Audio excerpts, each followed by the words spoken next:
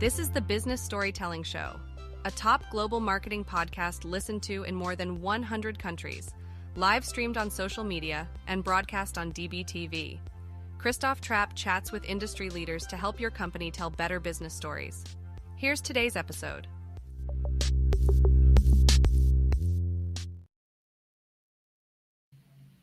Hey, how's everyone doing? Episode 675. And that opening, by the way, is a fantastic example how timeless content is so helpful because it says we're live streaming to social media. It doesn't say we're live streaming to LinkedIn, YouTube, Amazon, and X because we're no longer live streaming to X because thank you, Elon Musk. Now you need a premium subscription to live stream there. So goodbye. It's been a good run. We're going to just keep live streaming on LinkedIn and be on DBTV and publish the podcast version. If none of that made sense to you, you might be intent of misunderstanding me or committed to misunderstanding me. What the heck? Like, what is going on? But people certainly do that out there, right? Somebody comes in, change management, the business has to change, things have to change, and you are not going to understand them to save your life, so to speak, or your career, maybe. So very excited to talk to the partners at Slingshot right here in Eastern Iowa, slingshot25.com. There it is at the bottom. Courtney Smock and Sarah Gorsh are joining me to talk about that topic. Welcome to the show. Blow it up, ladies. So, interestingly, you guys help people with change management, coming in, doing, changing things up. And that's always an interesting beast, of course. Sarah and I worked many, many moons ago at a company that certainly had to undergo some change, and whether they ever got there or not is maybe debatable in some people's minds. But change is hard. It doesn't help that some people are not going to listen anyways, and they're going to just hear the wrong things. So is this headline just clickbait, or is that really a problem that people are really committed to just misunderstanding everything that change managers say, so to speak? Yeah, Sarah, go ahead. I think the word committed to misunderstanding things is an interesting way to put it. I mean, I think that, people on the whole wake up every day thinking they want to go and be the best and, do as much as they can do. So, there's just sometimes stories in people's heads about why things are changing that keep them from being open to hearing what the real change may be. So committed, the word committed there is interested to me. I guess the intent of the commitment is probably really the question that we try to solve most often in the change management space for organizations that we work with. Yeah, I love it. The thing I would maybe add, so I'm a change practitioner, been doing change management a long time. I teach people to do change management, to lead it in their organizations. I love to do that. And one of my favorite lessons that I teach is that communication only works for people that already agree with you. And it really speaks to the heart of what you're talking about. If people are committed to misunderstanding you, the flip side of that, we try to change their mind by talking to them, communicating them, telling them what we think. And it doesn't work. It doesn't work. And we really, in order to make change happen, to invite people, we have to think differently about how we change it. As a change practitioner, it's super depressing to me, actually, to know that my communications efforts aren't going to change anyone's mind. And I had to really think about that. In fact, most of my people in my classes kind of squirm when I tell them it for the first time. But it makes a lot of sense. It's true, right? I always ask my classes, like, hey, can I see a show of hands of anyone who has saw a really funny or impactful meme on a social media outlet and changed your political affiliation as a result? No, because communication doesn't work. Now, the people that agree with you, they're going to like it. They're going to share it. They're going to do whatever, right? Because when we already are there. So when you're talking about these people that they misunderstand you, do they choose it? I look at more of it like everyone has their perspectives and they have their points of view and they have their histories and they have their experiences. And so it's not so much that they commit to misunderstanding you. I think we do better to say, how can we as people be more humble and curious about others? How do we practice empathy to understand their point of view and then figure out where we have common ground in things? And so I'll stop there and see what questions or reactions or comments you have about that. What's interesting to me is when it comes to that entire discussion is, so if you're in a business setting, right? Like, why does it even matter? Like, if somebody really truly doesn't understand or doesn't want to understand or doesn't want to change, maybe let's go with that wording. Why do we have to get their buy-in? It's like every once in a while I have a recruiter reach out to me and they say, "Oh, we were trying to hire this director of content." And the first question is, "How would you get buy-in?" And I was like, "Excuse me, you're hiring for this role, paying it pretty well, and people aren't bought in? Like, what? How does that make any sense?" So, what's like where do you need buy-in and why, and where do you need change management, and where do you just bring in a new team? I mean, is it like a size? Like if you have 10 employees, like you can't fire 10 employees if nobody buys in, right? Probably, or maybe you shouldn't. But do you know what I mean? Like, where do you just bring in a new team and where do you need to get buy-in? And I would recommend to never take any role where you have to sell it the second you get there, because Mhm. it's just crazy talk to me, to be quite frank. Yeah, I'll start and see if you have stuff to add. You're asking a very complex question, and I appreciate it so much because the truth is, you you can't just treat everything the same, and you need to be smart and deliberate about when does it matter and when doesn't it, and how do you go get that. So one of the things we do from a change perspective is just thinking about where does it matter? Like, where are the people that are going to make or break your change? How many people do you actually need? But when you study it, you don't need everyone. A lot of huge change initiatives are successful because they start with a small and mighty group first. And where do you get that momentum? Where do you have support? Where do you get things rolling? That's a very effective change management strategy. So, no, first of all, you don't need everyone. Second, I would say you want to be intentional and kind of think as a team of where do you need support. There are times when you look especially at your sponsors and the groups that are impacted, you want people who are supporting you and you want them to have what we call like leadership or influencing skills. And if you don't have enough of those people, then people are not going to believe in your change. So they're not going to even, you're not going to get anyone to follow you, right? So you want to be smart. And then sometimes you also want to look at who's following you and who's not. Like if you have people that aren't supportive of what you're doing, they're very influential, they're very trusted, they're very respected, and they're rowing against what you're trying to do. As a change person, you want to know that and come up with mitigation so that you're dealing with your from a sponsor standpoint, or like who's hot and who's cold. Mm-hmm. Use the people that are hot and get behind them and start the train rolling. And where you have people that are going to deliberately pull you backwards, what are you going to do about that? And put an action plan behind it. Who's coaching them? Who's setting expectations with them? Who's talking to them about what you really need from them? Or how do you work, over, under, around, or through those people? I don't know, Sarah, what you'd add. Yeah, I mean, the one thing I would say about buy-in that was coming up for me when Christoph was talking about it was, yeah, you don't necessarily need everyone's buy-in. Courtney, you use this example in classes all the time. Like if we're implementing a new email system, moving from one to the other, can we just shut it off, the old one off and turn the new one on? And then, yeah, everybody has to use it. And then, yeah, everyone's using the new system and everyone's complying, if you will. But, that's one way where maybe the buy-in isn't as necessary because you're removing the thing they used to and bringing in a new thing. But the converse of that is there are situations, I mean, that's one type. There's a lot of situations where you can't take away the old thing. You need people to do the new thing. You can't take away the old thing.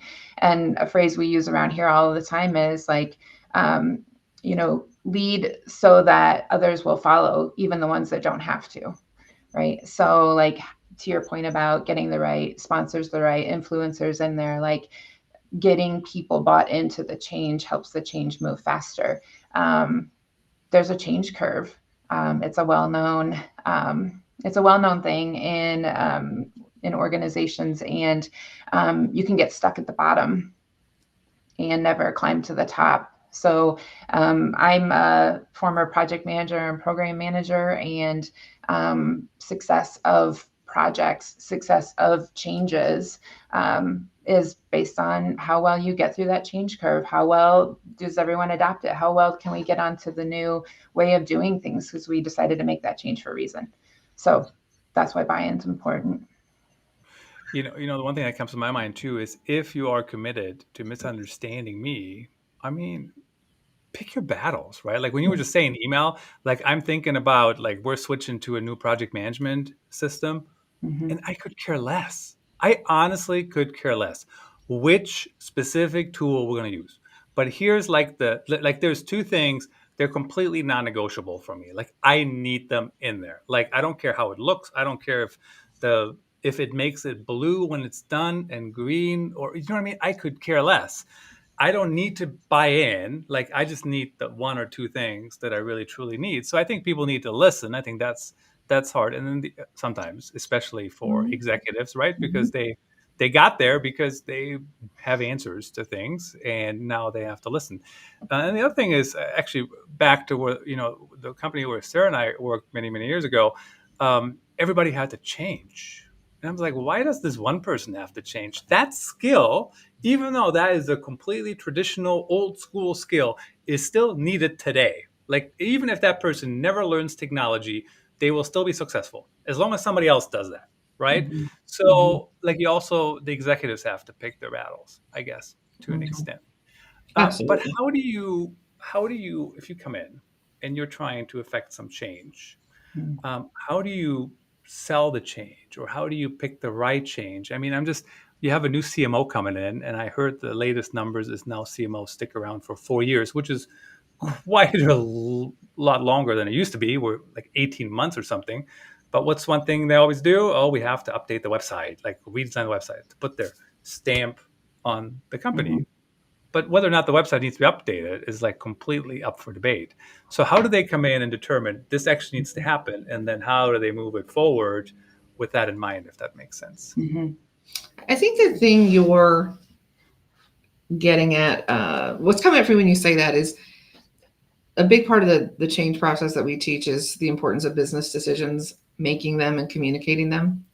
And I Mhm. think sometimes we live in a fallacy that every business decision is a good one, right? And then we need to get to, and so I don't know if this is what you're scratching around or getting to, but truth is like sometimes we make business decisions that aren't great.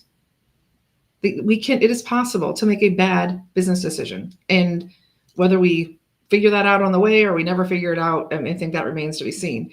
But as a leadership team, once you make a business decision, you have some pretty important responsibilities to understand that business decision, to communicate it to people, right? That set a vision and create a sense of the future around that. That's the work that leaders need to do. Mhm. Now we can debate and you can look back and say, oh, that was a bad, like, it's just kind of interesting. I mean, we never really go back and say how good was the decision to begin with. I think that's a whole different ball of wax. Mhm. Um, but once you make it, I think we have a huge opportunity with leaders to get crystal clear that you've made a decision. Sometimes we're just brainstorming and it's an idea and people are treating it like we made a decision. Other times the leadership teams maybe knows we've made a decision, but we haven't shared it with anyone. And most of the people don't know what you're talking about. Mhm. Every time we have a gap around decision, clarity, communication, you have confusion, anxiety, fear of the unknown, people trying to solve the puzzle, right? And instead of working, like whether that's gossiping or rumoring or researching, whatever, there's a lot of opportunity to manage change better just in how we make and communicate decisions and set expectations around those. Yeah. I mean, I just add that, like, I think we tend to want to like move forward with the change so much that we sort of like want to avoid or push past all the emotions. And you mentioned them all right there, like anxiety about uncertainty, maybe if they don't understand, unmet expectations creates disappointment. Like maybe people are angry because maybe it changes their job or changes who they work with. So they're angry about the fact that, the company's making a decision about something that's very personal to them. So, I think that's a big point you're making, Courtney, is that when decisions are made, like it needs to be communicated, create that vision, sense of the future, so that people can attach to that sooner than later. When maybe you guys didn't mean it like this, but I'm going to just go down this rabbit hole for a second.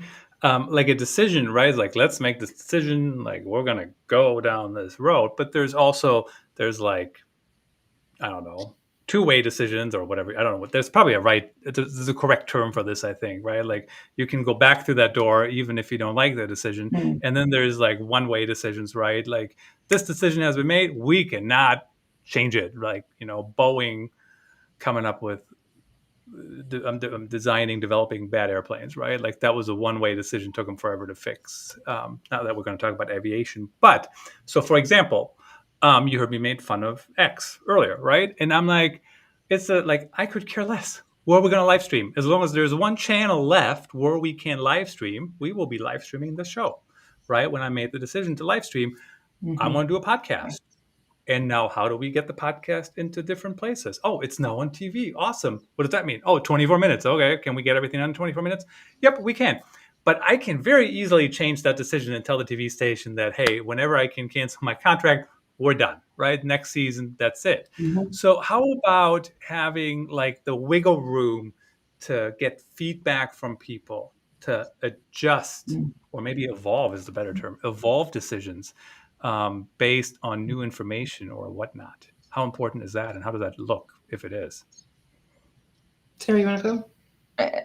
I mean, yeah, I don't know if I'm going to answer this very traditionally or not, but I think Courtney mentioned at the top of our conversation about leaders being humble and curious. And, you're getting at a point there, which means that, because I'm the leader, I'm the one with the title, and I made a decision. That doesn't mean that, as Courtney said earlier, that it was maybe a good decision. Hindsight's always 2020. And, you made that decision at the time you had with the information you had. And so it was good at the time. But now things, are coming up that maybe change that. But having humility and curiosity to spend time with folks, hear what they have to say, that sort of thing. I mean, the only solution in that situation, like you said, to walk it back or, run it back through the door it came through, that's one way to fix maybe what seems like a poor decision. Or you can, with the people that you have, the influencers and those who've bought in, listen to what they have to say with curiosity and humility, and be okay with, making another decision. And that's honestly one of the best ways to get buy-in, is to include people in the process. Yeah, the only thing I agree 100%. The thing I would add is, whether it's your project managers or your change people, having the discipline in your organization to track and manage your decisions can be really, really helpful.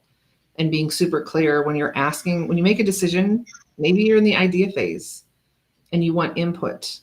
And if you ask for input, you should use it. Don't ask for people for input on decisions you've already made, right? It breaks trust and it damages, like, people aren't going to give you input if you don't really take it. So getting clear, like, hey, I'm just asking for input. Maybe I'm asking for input because I want to use it to inform the decision. Maybe we've already made a decision. I want your reaction to it. So being super clear with people helps. Because if you've made a decision and you have no intention of changing it, to your example, Chris, of like, hey, are we going to go back and revisit it? If we're not going back, don't tell people that you might. It's dishonest. And if you really haven't decided, like, hey, we're on a path, we're learning, we're going to adjust this, then set that expectation. I think we get in trouble because we're just not clear. We haven't even decided ourselves if it's an idea, if it's a decision, if we're willing to change it, what kind of things would make us walk back and revisit it. Sometimes we walk back and revisit, but we never tell people. So it's I call it management, like being super disciplined and taking responsibility for what decisions we made and what we've communicated about those. I think it's really important. It is really important. I mean, being clear and direct. I think we struggle with that in the United States of America. I don't know if we're going to solve that with the next couple of generations. But Brene Brown says clear is kind. Clear Say is that kind. again. Brene Brown says clear is kind. And it's so true. Like, it's uncaring to let your people come to work and not know what's expected of them, not know where you're headed, not know where they work, not know what's important around here anymore. That is not kind. Figure it out, get alignment at your leadership table, and then tell people. That's kind. So why do people struggle with that so much? I think we have an intellectual bias. I think leaders think that everyone knows everything they think, and they forget that they haven't told them. I coach leaders constantly. I'm like, they've made a decision, and I'll say, do your people know that? And they'll say, yeah, I told them. Maybe they sent an email, maybe they didn't. I do a ton of coaching with leader sponsors, and it's around this idea that your people don't actually know everything you think they know. And it's an intellectual bias. Like intellectually, you know it, and you just think everyone else does too. And they don't. Do more work. Make sure. The one thing, you guys tell me if I'm on the wrong track here, but I think sometimes, maybe not sometimes, but like if you run a business or if you have a project where there's really a lot of change management involved, you really kind of have to care, right? I mean, I'm thinking of people I work with sometimes and they sell like this one little bitty thing. I was like, and that is like all you talk about. Like, even if you make millions, you still have to talk about that little widget. Like that's all you talk about. That is like your life is consumed by that. So you have to care about that thing to some extent, right? But like in change management, you have to repeat yourself, right? All the time. Do you not? I mean, you can't just say it one time in passing and hope they heard you correctly. So how important is it that you kind of get that right cadence? And what's the right cadence? Well, like I talked a little bit about the change experience earlier, the change curve. And so like something that's, interesting to think about, I guess, is, and not everyone has thought about it this way, it seems, is that, once you have an idea and a decision as a leader or as a leadership team, like Courtney was saying, like, have you told anyone? Well, they think they may have, but like the first time people are hearing it from you is long after you've thought about it, you've turned it around in your head, you've looked at it 6 ways to Sunday. So you're comfortable with it because you've been living with it, but this is the first time they're hearing it. And so, yes, you have to repeat yourself, and yes, you have to tell them why, because when you're at the finish line, they're just getting started. Yeah, very well said. I wouldn't add anything. That's right. That was just a habit to come right over to you. And, it's all good. Go from there. We don't have two guests on here too often, so it's a very interesting technical challenge. I mean, not really. It's just different, right, from my regular routine. So if you're going to live stream your podcast and have multiple guests, I think that's kind of a different dynamic. We are almost running out of time here, but really appreciate you guys coming on and sharing your insights on change management and hopefully decrease the number of people that are committed to misunderstanding me. This episode was not prompted by any specific person. So if you think it was, stop it. It's not about you. But of course, everything is about everybody listening. Always. To wrap us up here, tell us, like, who should reach out to Slingshot? Is it Iowa, the U.S.? We work with medium-sized companies in the regional area. We're actually located and based in Cedar Rapids, Iowa, but we work in the region and we certainly travel. If you have complex people issues, that's what we like to help organizations that want to change, whether you're trying to drive large-scale change your leadership, change your culture. We do it with a 1-2 punch, leadership and change management, same different paths of the same street. So we're executive coaches, we are facilitators and trainers, and the business things can be better. That's why we do what we do. Yeah. And we do speaking engagements too. So that's a lot of, those are a lot of fun. We like to have a lot of fun around here. So usually there's a few chuckles to be had when we go into a room. So fun. Change management, getting stuff done. Thanks for coming on, and we were out. Thanks for tuning in. Please rate and review the Business Storytelling Show on your favorite podcast platform, and subscribe so you don't miss the next episode.